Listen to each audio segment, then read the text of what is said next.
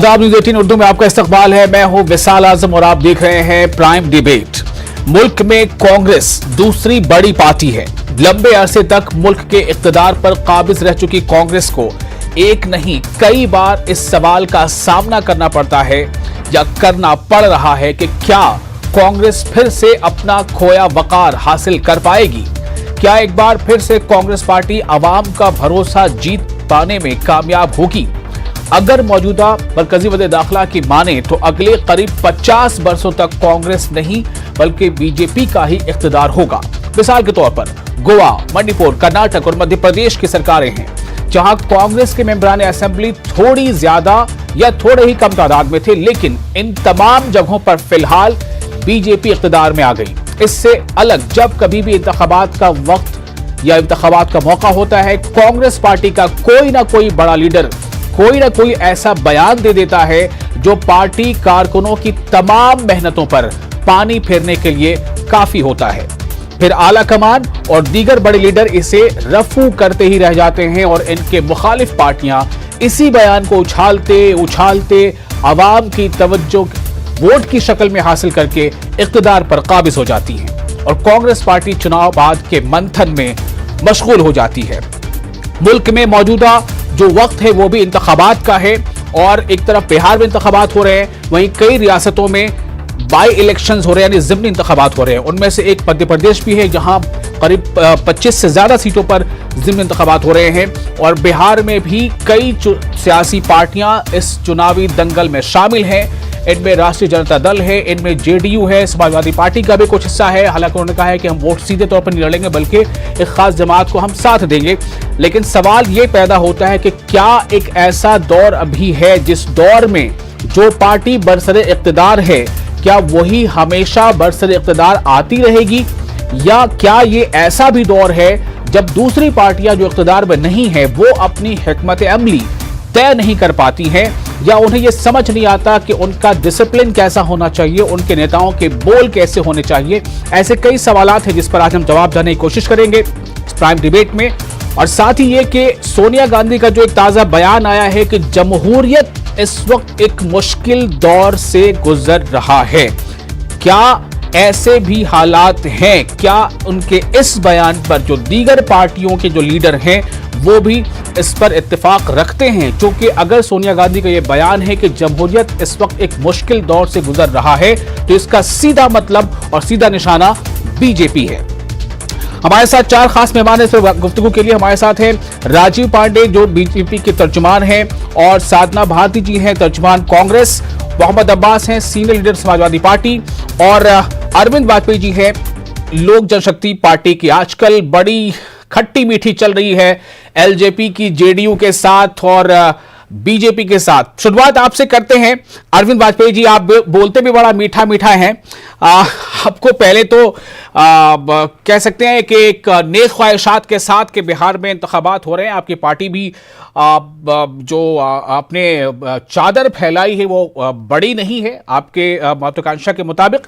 लेकिन फिर भी मैं ये जानना चाहता हूं कि सोनिया गांधी का एक बयान है कि मुल्क में जो फिलहाल जो दौर चल रहा है वो एक जमहूरी मुल्क के लिए, जमहूरियत के लिए बहुत ही मुश्किल दौर है। इसे आप किस तरह से देखते हैं? और दूसरा ये कि क्या जो पार्टी बरसरे इख्तिदार है सिर्फ वही बरसरे इख्तिदार हमेशा बनी रहेगी? क्या दूसरी पार्टियां जो पूरे तौर पर इख्तिदार में नहीं आ पाती हैं, क्या उनकी सियासत, उनकी हिकमत अमली ऐसी है ही नहीं कि वो कामयाबी हासिल कर पाए? अरविंद वाजपेयी जी, जितना बड़ा नाम उतना बड़ा सवाल आपके लिए। देखिए जनाब, ऐसा है कि सोनिया गांधी कांग्रेस जो है वो 125 साल पुरानी पार्टी है और वो विपक्ष का धर्म निभा रही है। देखिए ये डेमोक्रेसी का ही तकाजा है को जो कि डेमोक्रेसी इजाजत देती है विपक्ष को कि अपनी राय जाहिर करें। वर्तमान सरकार जो है, जो मौजूदा सरकार है, कोई किसी की हो उसकी कमियां निकालिए, उसको क्रिटिसाइज करिए, और जगह तो ये अधिकार नहीं है। तो इन अधिकारों में कभी किसी तरह की कोई कमाई की गई, किसी तरह की कोई रोक लगाई गई? इसका जवाब आएगा कि नहीं, बिल्कुल नहीं, बिल्कुल नहीं, बिल्कुल नहीं। अब आइए कि मौजूदा दौर में सरकार जो है, देश जो है गंभीर परिस्थितियों में है। तो ये तो एक वेग टर्म हो गया ना। मतलब आप उसको कैटेगराइज तो करोगे कि भाई ये कमी आ रही है। जैसे आप कहिए कि विदेश नीति ठीक नहीं है इनकी, लेकिन जब आप कहेंगे कि विदेश नीति ठीक नहीं है तो आपको फर्दर उसको एलैबोरेट करना पड़ेगा किस पॉइंट पे ठीक नहीं है। या आप कहिए कि चाइना से जो इनके रिश्ते हैं वो ठीक नहीं है। अब आप झूठ बोलेंगे कि हमारी 1200 स्क्वायर वर्ग मीटर जमीन जो है वो चाइना ने कब्जा कर ली, तो वो तो देश की जनता को गुमराह करने का सिलसिला हुआ ना जी। नहीं, मतलब विपक्षी धर्म होते हुए आप सत्ता की लोलुपता में देश की जनता को गुमराह करेंगी तो देश की जनता उसके साथ खड़ी नहीं होती है। ये 2014 में देखा गया, उसके बाद 2019 में देखा गया, बल्कि 5 साल का जो मोदी जी का कार्यकाल रहा मौजूदा सरकार का, उसके बेसिस पे उनको उससे ज्यादा संख्या दी गई और 330 सीटें दी गई। तो मतलब इनके कहने से क्या होगा। अब मैं इनके उदाहरण देता हूं। देखिए, राहुल गांधी हो, सोनिया गांधी हो, वो पूरा एक ही पार्टी के सभी लोग हैं। तो राहुल गांधी किस हद तक गए राफेल पे, मतलब इतना सेंसिटिव इशू था और चोर महाचोर पता नहीं क्या क्या ने कहा इन्होंने सुप्रीम कोर्ट के। ठीक है, लगभग 1 मिनट हो चुका है। मेरी कोशिश है कि चारों मेहमानों से मैं शुरुआती एक रिमार्क्स ले लूं। मैं रुख करूंगा साधना भारती का। साधना भारती, अरविंद जी का कहना है कि कैटेगोरिकल बात करनी पड़ेगी, विपक्ष में होते हुए सिर्फ हवाई बयानात से काम नहीं चलेगा। साधना भारती। देखिए, कांग्रेस की राष्ट्र प्रवक्ता होने के नाते बहुत जिम्मेदारी के साथ मैं ये कहूंगी कि अभी आदरणीय वाजपेयी जी ने जो बात चाइना को लेकर कही, तो ये बात हमने कभी हवाई कोई बात नहीं कही। हमने हमेशा कहा कि प्रधानमंत्री जी के बयान और के मंत्रालय, रक्षा मंत्रालय हो, विदेश मंत्रालय हो, उनके बयानों से हमेशा विपरीत दिखाई दिए। दूसरी चीज ये कि उन्हीं के अरुणाचल प्रदेश के जो अध्यक्ष रहे तापिर गाओ, उन्होंने खुद लोकसभा के अंदर इस बात को उठाया कि कितनी जमीन चाइना की तरफ से घेरी जा रही है। लोकसभा में प्रश्न उठाया गया। तो आप तो बहुत ज्ञानी आदमी हैं, आपको तो पता होना चाहिए कि ये बात तो लोकसभा में भी कही गई। तो हम हवाई बातें नहीं करते, हम जुमलेबाजी नहीं करते। हम नहीं कहते 15 लाख आएंगे, 20 लाख आएंगे। हम नहीं कहते 1 साल में 2 करोड़ नौकरी दे देंगे। हमने जो कहा उसे हमेशा करके दिखाया। दूसरी बात, अगर आज हम आवाज उठाते हैं किसान के लिए, बेटी के लिए, तो आप कहते हैं कहां की बात कर रहे हैं। अभी आपने बड़ी लाइनें गिना दी, ऐसा कह दिया, वैसा कह दिया। तो आप बताइए, नारी को नरक का द्वार, बच्चे पैदा करने की मशीन, और ये तक कह दिया राजनीतिक सफलता हासिल करने के लिए भरी संसद में सुपर्णखा तक कहा गया रेणुका चौधरी को। सोनिया गांधी जी के लिए बारबाला जैसे शब्द का प्रयोग किया गया। आप ये बताइए, तब आप कहां सो जाते हैं? तब स्मृति ईरानी जी कहां सो जाती है? जब हाथरस में बेटी का गैंगरेप होता है तो स्मृति ईरानी जी छिप जाती हैं। तब प्रधानमंत्री को चूड़ियां भेजना याद नहीं आता। लेकिन जब अगर कोई एक शब्द ये कह दिया गया, किसी ने बोल दिया, अरे एक बात बताइए, जिनके बारे में बात चल रही है मध्य प्रदेश के अंदर, वही इमरती देवी ये कहती हैं कि कलेक्टर के माध्यम से हम चुनाव जीत जाएंगे, तेरी आंख फोड़ दूंगी, छाती में नल गाड़ दूंगी। इस तरह के शब्दों का प्रयोग क्या किसी महिला को शोभा देता है? शब्दावली के चयन में हमें ये ध्यान रखना चाहिए कि किसी का चरित्र हनन ना हो, केवल इसका ध्यान रखना चाहिए। तो बातें बनाना आवश्यक नहीं है, जरूरी है। देखिए, भय बिन होए ना प्रीत गोसाई रामायण सिखलाती है और रामधनुष की ताकत ही रावण पर विजय दिलाती है। केवल दूसरों पर मत थोपो अपने पापों को, दूध पिलाना बंद करो पहले आस्तीन के सांपों को। तो ये बहुत ज्यादा जरूरी है, मुझे लगता है। ठीक है, बहुत शुक्रिया कि आपने बहुत लिमिटेड टाइम में अपना पहला रिएक्शन दे दिया है। मैं सीधे रुख करूंगा समाजवादी पार्टी लीडर मोहम्मद अब्बास का। अब्बास साहब, सवाल सीधा है, क्या जो पार्टी बरसरे इख्तियार है वही बरसरे इख्तियार रहेगी? सोनिया गांधी का अगर ये बयान आता है कि मुल्क जो है, यानी कि जो जमहूरी मुल्क है, ये मुल्क की जमहूरियत एक बहुत ही मुश्किल दौर से गुजर रहा है, मैं ये जानना चाहता हूं कि समाजवादी पार्टी का यहां पर स्टैंड क्या है?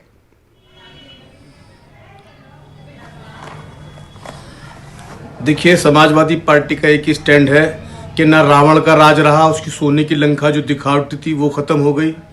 मर्यादा पुरुषोत्तम रामचंद्र जी का रामराज ही आया, कंस का राज नहीं रहा, और बहुत सारे आताताइयों के राज आए जिन्होंने ये साबित करने की कोशिश की कि वो बहुत अच्छा राज चलाता है, लेकिन समय किसी को नहीं छोड़ता।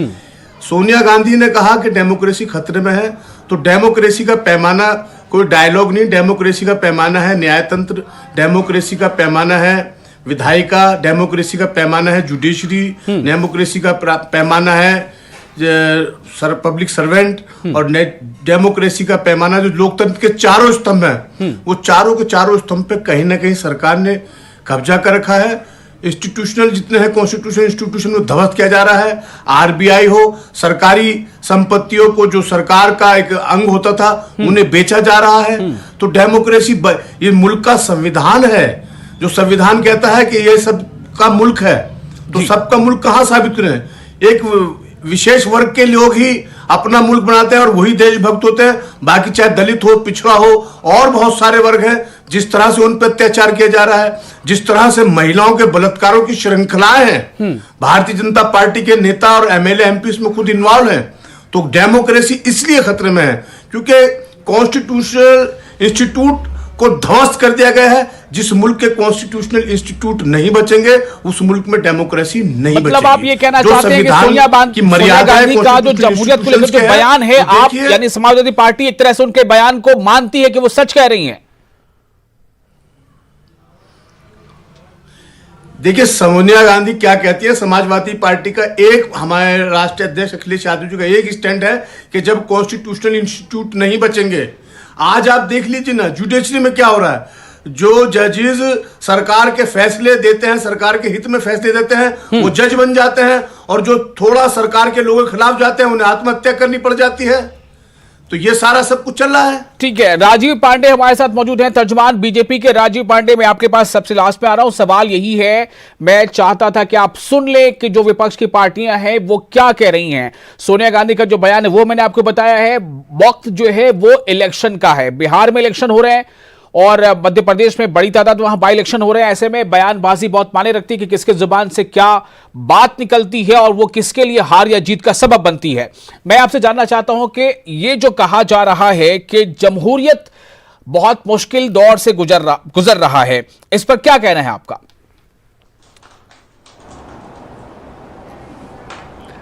देखिए, आजम साहब, सोनिया गांधी जी कांग्रेस की अध्यक्षा हैं, वो पॉलिटिक्स कर रही हैं। उनको भी चुनाव में, मध्य प्रदेश में चुनाव चल रहा है, बिहार में चुनाव चल रहा है, तो उन्होंने कहा कि डेमोक्रेसी खतरे में है।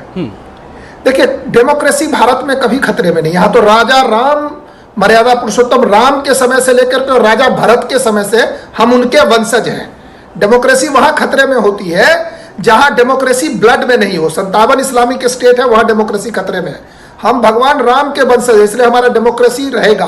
पहले ही आप समझ लीजिए। हाँ, एक बात सही है कि कांग्रेस खतरे में है। कांग्रेस की जो परिस्थिति है, महाराष्ट्र में नंबर 1 की पार्टी थी, 4थे नंबर की पार्टी है, अगली बार 5वें पे जाएगी। बिहार में 6ठे या 7वें नंबर की पार्टी है, तो कांग्रेस खतरे में है। अब क्या, एक और जो मैं कहना चाहता हूं कि जो झूठ बोलने की जो परंपरा शुरुआत हुई है इस देश में, वो गलत है। अभी आपके चैनल पर बैठ करके समाजवादी पार्टी के प्रवक्ता जी ने कह दिया, नेताजी ने, कि बेच दिया। मैं आपके चैनल पर कहता हूं कि क्या बिका है, पहले वो लिस्ट बताएं। इन्होंने इतनी हालत खराब कर दी पब्लिक सेक्टर अंडरटेकिंग्स की कि कोई डिसइन्वेस्टमेंट के लिए तैयार नहीं है। पहली बात तो ये, इन्होंने कहा कि जो इनके फेवर में दे दे वो जज बन जाते हैं। अरे जज जो होते हैं ना, वो जजमेंट देते हैं। जो जज होते हैं वो जजमेंट देते हैं। अब आपको ये समझ भी नहीं है कि जज बनते कैसे हैं। अब देखिए, इस इलिटरेसी के लिए तो मैं क्लास लेने के लिए यहां बैठा नहीं हूं। आपने कहा कि जज जो होते हैं इनके फेवर में दे देते हैं तो वो जज बन जाते हैं। अब भैया, पहले वो जज होते हैं इसलिए डिसीजन देते हैं। वाजपेयी जी हमारे मित्र हैं। एक मिनट अब्बास साहब, मैं आपका रिएक्शन लूंगा। पहला जो राउंड है उसमें इन्हें बोलने दीजिए, मैं फिर सबसे क्रॉस क्वेश्चन कराऊंगा, प्लीज। जी राजीव जी बोलिए। बिल्कुल, थैंक यू।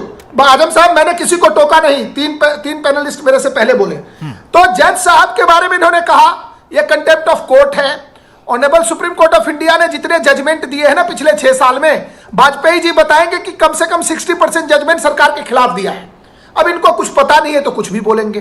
कल तक जब गोगोई साहब आकर के प्रेस कॉन्फ्रेंस किया तो इन्होंने कहा कि गोगोई साहब पर, देखिए गोगोई साहब ने कह दिया। बाद में गोगोई साहब के जजमेंट को कहा कि चूंकि बीजेपी के साथ चले गए। देखिए, इस प्रकार से डेमोक्रेसी नहीं चलती। हर एजेंसीज को काम करने का, जुडिशियरी, लेजिस्लेटिव, एग्जीक्यूटिव को अपना काम करने का तौर तरीका है और वो काम होना चाहिए। डेमोक्रेसी बिल्कुल खतरे में नहीं है। हाँ, परिवारवाद खतरे है इस देश में। इसमें देश में जो परिवारवाद है, जो प्राइवेट लिमिटेड कंपनी है, Italian private limited, Lalu private limited, Mulayam private limited, ये सब पार्टियां जरूर खतरे में है और इनको लग रहा है कि डेमोक्रेसी खतरे में है। कुछ और नाम भी रह गए, आप गिना नहीं पाए। बहरहाल चलिए ठीक है, मैं इस पर रिएक्शन लेता हूं। मैं अब आता हूं सीधा साधना भारती के पास। साधना भारती, सीधा हमला है कांग्रेस पर कि कांग्रेस का यह कहना कि डेमोक्रेसी खतरे में है, ऐसी बात नहीं है, बल्कि कांग्रेस का परिवारवाद खतरे में है। क्या जवाब है आपके पास? देखिए, बात रही परिवारवाद की, तो भारतीय जनता पार्टी में परिवारवाद वालों की कमी नहीं है। जैसा कि आपने कहा, कई नाम नहीं गिना है, राजनाथ सिंह जी का नाम लेना भूल गए, और अमित शाह जी का नाम तो पहले लिया जाना चाहिए, जिनकी जय शाह जी की कंपनी कुछ ही महीनों में 50,000 से 80 करोड़ का टर्नओवर कैसे हो गया, ये पता नहीं चला। लॉकडाउन में एक डिमोनेटाइजेशन के वक्त सब लोगों के पास पैसा नहीं था, नोटबंदी के वक्त पता नहीं ऐसा कौन सा मंत्र फूका था मोदी जी ने कान में जय शाह के, जी इतना पैसा आ गया, शायद बेरोजगारों के कान में फूक देते तो शायद लोगों के पास कुछ पैसा आ जाता, और उनके 15 लाख के जुमले का इंतजार शायद नहीं करते लोग। दूसरी बात इन्होंने कही राम राज्य की। बड़ा ही शर्मनाक लगता है जब भारतीय जनता पार्टी के लोग राम का नाम लेकर, राम के नाम पर एक भिखारी भीख मांगता है अपना और अपने परिवार का पेट पालने के लिए। ये भारतीय जनता पार्टी के लोग राम के नाम का इस्तेमाल बार बार करते हैं, भाई को भाई से लड़ाने के लिए, सत्ता की कुर्सी हथियाने के लिए। आज ये पूछना चाहती हूं कि आप राम राज्य की बात करते थे ना, क्या यही राम राज्य की अवधारणा थी कि राम राज्य में तो शेर और बकरी एक घाट पर पानी पीते थे, पिछड़े गरीब दलित आदिवासी सब भयमुक्त होकर सम्मान से जीवन जीते थे? क्या उत्तर प्रदेश में बता दीजिए या मध्य प्रदेश में आज बता दीजिए। आप कह रहे डेमोक्रेसी खतरे में नहीं है। अरे भाई साहब, अगर डेमोक्रेसी खतरे में नहीं है तो क्या ये राम राज्य की अवधारणा है कि एक दलित बेटी को आधी रात में हिंदू संस्कृति के तथाकथित ठेकेदारों ने डीजल पेट्रोल डालकर जला दिया और उसको दाह संस्कार का नाम दे दिया? क्या ये राम राज्य की अवधारणा थी कि एक दलित बच्ची की बाराबंकी में रेप होकर हत्या हो जाती है, ये चुप रहते हैं? एक लोधी बच्ची की आगना के नगला तेजाग्राम में हत्या हो जाती है रेप होकर, इनका पास कोई मुआवजे का समय नहीं। जिस पे मीडिया आवाज उठाता है, कांग्रेस पार्टी आवाज उठाती है, तब इन्हें याद आता है तो ये बोली लगाते हैं, मौत की मंडी सजाते हैं। तब से लेकिन स्मृति ईरानी मौन पर चली जाती है, मेनका गांधी जी मौन पर चली जाती है, तब इन्हें कुछ याद नहीं आता और परिवारवाद भी याद नहीं आता। दूसरी बात इन्होंने कही कि झूठ बोलने की जो श्रृंखला शुरू हुई, झूठ बोलने की श्रृंखला शुरू की नरेंद्र मोदी जी ने। गुजरात से एक हुए गांधी जी जो सत्य बोलते थे, उसी गुजरात से हुए मोदी जी जो केवल झूठ बोलने का काम करते हैं और मन की बात करते हैं। तो भाई साहब, अब मन की बात आप भी बंद कर दीजिए टेलीविजन पर बैठकर, जरा जन की बात भी कीजिए, किसान की बात भी कीजिए, महिला और बेटियों की बात भी कीजिए। थोड़ा सा साधना भारती जी इस पर रिएक्शन लूंगा राजीव पांडे जी का। राजीव पांडे जी, जो बातें साधना उठा रही हैं कि राम राज्य का जो एक सपना था, अगर वो सो कॉल्ड राम राज है, तो फिर उसमें इस तरह की नाइंसाफियां क्यों हो रही हैं कि रातों रात एक बच्ची का शव जो है उसे जला दिया जाता है, उसे अंतिम संस्कार का नाम दिया जाता है? ये आपके ऊपर सवाल है साधना भारती का। जी राजीव पांडे। मैं 30 सेकंड में सब बातों का जवाब दे। सबसे पहले इन्होंने कहा कि परिवारवाद नहीं है और भारतीय जनता पार्टी में परिवारवाद है। तो पिछले जब से सीताराम केसरी जी को धक्का मार करके एक ओल्ड मैन को बाहर किया सोनिया गांधी ने, तब से या तो सोनिया प्रधानमंत्री है 96 से अध्यक्ष है, या राहुल गांधी जी, बीजेपी ने वेंकैया नायडू, अमित शाह जी, राजनाथ। देखिए बीच में बोल रहे हैं, अरे भैया, अरे मैं कमलनाथ नहीं हूं, मैं आपको कुछ नहीं कहूंगा, मैं कमलनाथ नहीं हूं, मैं दिग्विजय सिंह भी नहीं हूं, मैं श्रीप्रकाश जायसवाल भी नहीं हूं, मैं आपको कुछ नहीं कह सकता। आप मेरी नेत्री है, आप मेरी बहन है, आप बड़ी सभा है, आप 2 मिनट रुक जाइए। आप कमलनाथ नहीं हो सकते सर, हम बेचने का काम नहीं करते, हम बिकाऊ नहीं, हम टिकाऊ हैं। तो कमलनाथ से तुलना तो मत ही कीजिए सरकार। बीच में आजम साहब ऐसे लोगों के साथ में डिबेट नहीं करता। ठीक है, आजम साहब कभी कभी कुछ स्पॉन्टेनियस रिएक्शन आता है, उसके लिए मैं थोड़ी सी इजाजत है, लेकिन साधना भारती जी कांग्रेस की राष्ट्रीय प्रवक्ता हूँ, मध्य प्रदेश में स्टार प्रचारक हूँ, नहीं तो ये क्या ऐसे लोगों से क्या? अरे बार-बार राष्ट्रीय प्रवक्ता मोदी जी से डिबेट कराइए ना, फिर ज्यादा ये अपने आप को बहुत इनका स्टैंडर्ड आइए, जरा तमीज से बात करो। तमीज है, महिलाओं से बात करने की तहजीब है। आजम साहब, मैं आपसे बात कर रहा हूँ, मैं इससे बात नहीं कर रहा हूँ। आजम साहब, साधना भारती जी एक मिनट, साधना भारती जी आप राष्ट्रीय प्रवक्ता हैं, थोड़ा सा जी थोड़ा सा देखिए, आपने खुद कहा आप राष्ट्रीय प्रवक्ता है, आप कौमी तर्जुमान है, थोड़ा सा मैं आपको जवाब देने का मौका दूंगा, मैं जवाब देने का मौका दूंगा। राजीव पांडे जी, आपने कहा था 30 सेकंड में आप इनका जवाब देंगे, 20 सेकंड आपको और देता हूं, चलिए 20 सेकंड दिया। मैं क्या कह रहा हूं, बिल्कुल थैंक यू। मैंने सोनिया जी के सामने में मैंने 6 हमारे जो अध्यक्ष बने सबका नाम मैंने गिना दिया था, इसलिए आगे नहीं बोलूंगा। इसके बाद बात हुई महिला सम्मान की, तो आपको याद होगा दिग्विजय सिंह ने क्या कहा था महिलाओं के बारे में। आज उन्होंने कहा, मैं बोलना भी नहीं चाहता, टंच कुछ उन्होंने बोला, कमलनाथ ने एक दलित महिला को आइटम बोल दिया। उससे पहले श्री प्रकाश जायसवाल ने कहा जब बीवी पुरानी हो जाती है। यह कांग्रेस कल्चर है। 84 में आपने देखा है कांग्रेसी दंगाई भी, मॉब लिंचर भी है। अब आपने बात उठाया कि यूपी में क्या हो रहा है। एक बात मैं आपको बता देता हूं, मैं आ रहा हूं, साधना आपके पास आ रहा हूं, जरा इनको सुनते हैं, पहले आता हूं आपके पास। जब से जी योगी जी आए हैं जी, क्राइम में गिरावट आई है, लेकिन वहां जिस प्रकार से जब समाजवादी पार्टी की सरकार थी और लड़कियों के साथ कुछ हो जाता था तो मुलायम सिंह यादव जी ने कहा था स्टेटमेंट। ठीक है, बस अब मैं सीधे रुक करता हूं, टाइम अप हो रहा है। मोहम्मद अब्बास है हमारे साथ नहीं है। अरविंद वाजपेयी जी, मेरा सवाल आपसे है एक छोटा सा, कि जिस तरह से ये मतलब बातों को लेकर बातें हो रही हैं, देखिए अभी आपका नाम नहीं लिया गया, मैंने भी नहीं लिया आपका नाम। अभी बात हो रही थी कि परिवारवाद कहां कहां चला आ रहा है, लेकिन मैंने आपका नाम नहीं लिया, ना ही राजीव पांडे ने नाम लिया। बड़े समझदार व्यक्ति वो भी है, मैंने भी समझदारी दिखाई है। लेकिन मैं साधना भारती, आप कुछ कहना चाह रही थी, जवाब दीजिए इसका। साधना भारती, आप कुछ कहना चाह रही थी? जी, मैं ये कहना चाह रही हूँ, एक राष्ट्रीय अध्यक्ष का नाम भूल गए ये, रक्षा सौदों में दलाली खाने वाले भारतीय जनता पार्टी के राष्ट्रीय अध्यक्ष बंगारू अल्फाज का चुनाव तो आप थोड़ा उनका भी नाम, और आप ज्यादा जी, महिलाओं की बातें करते हैं सर। बेटी बचाओ बेटी पढ़ाओ का नाम लेके आप कुलदीप सेंगर और चिन्मयानंद जैसे लोग दे देते हैं। आप बेटी बचाओ बेटी पढ़ाओ की बात करके आप कुलदीप सेंगर के प्रोटेक्शन में खड़े होते हैं, चिन्मयानंद के प्रोटेक्शन में, और आतंकवाद की बात करते करते आतंकवाद के आरोपी प्रज्ञा ठाकुर को संसद भवन पहुंचा देते हैं, गोडसे को देशभक्त कहलवा देते हैं। और आप सुनिए, आप पहले सुनिए। अरे आप जज हैं क्या साहब? आप अपने आप को जज समझते हैं? आपका कोर्ट है, जुडिशरी है आप यहाँ बैठ के बातें मत बनाइए। कितना फेंकते हैं सर आप, कितना? ठीक है साधना, आपने जवाब दे दिया। मैं थोड़ा अब दूसरे मेहमान हमारे साथ है, अरविंद वाजपेयी जी के पास में आता हूँ। अरविंद वाजपेयी जी, बीजेपी के तर्जुमान कह रहे हैं परिवारवाद को नुकसान है, खतरा अगर है तो परिवारवाद को है। क्या इस पर लोक जनशक्ति पार्टी कुछ कहेगी? पहले तो ये जो फायर ब्रांड प्रवक्ता है ना, इनको बड़ा अच्छा मेरे को लगा कि ये तो बिल्कुल ही फायर ब्रांड है। टॉपिक पे नहीं आई है। टॉपिक आपका है कि संविधान डेमोक्रेसी। आपसे मेरा सवाल ये है कि परिवारवाद को खतरा है, जमहूरियत को नहीं। क्या एलजेपी के नायब सदर कुछ कहेंगे परिवारवाद पर? यस, बिल्कुल कहते हैं। देखिए, परिवारवाद का डेफिनेशन अलग अलग तरीके से अलग अलग परिवार के साथ पढ़नी पड़ेगी। जैसे डॉक्टर का बेटा डॉक्टर बन सकता है, वकील का बेटा वकील बन सकता है या नहीं बन सकता, किसान का बेटा किसान बन सकता है। तो अगर डेमोक्रेसी में हमारे राष्ट्रीय अध्यक्ष ने, चिराग पासवान जी ने ये फैसला लिया कि मैं राजनीति में आना चाहता हूं, तो राजनीति में आने के लिए चुनाव लड़ना पड़ेगा।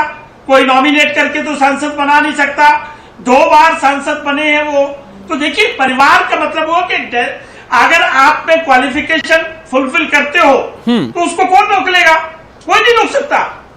लेकिन जो नॉमिनेशन होता है कि गद्दी नशीद जैसे होता है या शहजादा नशीद होते हैं, वो सिस्टम को कंडेम किया। अरविंद वाजपेयी का जवाब हमने सुन लिया है। हालांकि इनकी जो सहयोगी पार्टी है, जिन्हें अपना सहयोगी पार्टी मानते हैं, वो खुद इस पर कह रही है कि परिवारवाद को नुकसान है। समाजवादी पार्टी से हमारे साथ मोहम्मद अब्बास है। जमहूरियत को खतरा नहीं है, परिवारवाद को खतरा है। अब्बास साहब, आपका रिएक्शन? मर्यादा पुरुषोत्तम, देखिए परिवारवाद तो ये देखिए, उन्होंने कहा कि मर्यादा पुरुषोत्तम राम का राज, उसके बाद उनके भाई भरत का राज। तो परिवारवाद तो हमेशा हजारों साल से चला रहा है और जनता चुन के भेजती है। लेकिन आज विषय परिवारवाद का नहीं है। आज विषय यह था कि क्या डेमोक्रेसी को खतरा है। मेरा बिल्कुल कहना के साफ है कि डेमोक्रेसी के चारों स्तंभ है। कॉन्स्टिट्यूशनल इंस्टीट्यूट ध्वस्त कर दिए गए, आरबीआई ध्वस्त कर दिया गया, सीबीआई ध्वस्त कर दी गई। जिस तरह का पूरा माहौल देश में त्राहिमाम का है। अदालतों में अब सरकार कहती है कि जज हम बनाएंगे, कोलिज्म सिस्टम समाप्त किया जाएगा, नई परंपराएं लाई जा रही है। मीडिया को जितना हाइप करके टीआरपी के मामले आपके सामने आए हैं, किस तरह टीआरपी का खेल खेलकर किस तरह से सरकारों से लाखों करोड़ रुपए इधर से उधर करके देश को गुमराह किया जा रहा है। लोकतंत्र के चारों स्तंभ ध्वस्त है। सरकार सब पे कब्जा करके मनमर्जी करके एक धारा, एक प्रभाव विशेष को देकर और कुछ 40-50 उद्योगपतियों के कब्जे में देश देकर सबको बंधुआ मजदूर बनाना चाहती है। किसान तबाह हो गया है, मजदूर त्राही कर रहा है, बेरोजगारी का आलम अपने आसमान को छू रहा है। बहुत शुक्रिया तमाम मेहमानों का इस खास मौजू में शामिल होने के लिए। बातें खुलकर सामने ये आ रही है कि एक पार्टी है, उसका कहना है कि परिवारवाद जैसी कोई चीज नहीं है, अगर काबिलियत है तो लीडरशिप करनी ही चाहिए। लेकिन दूसरी तरफ सवाल है कि जमहूरियत तो खतरा है, लेकिन सवाल यह भी है कि आवाम चाहती क्या है, चूंकि आवाम सब जानती है। आदाब।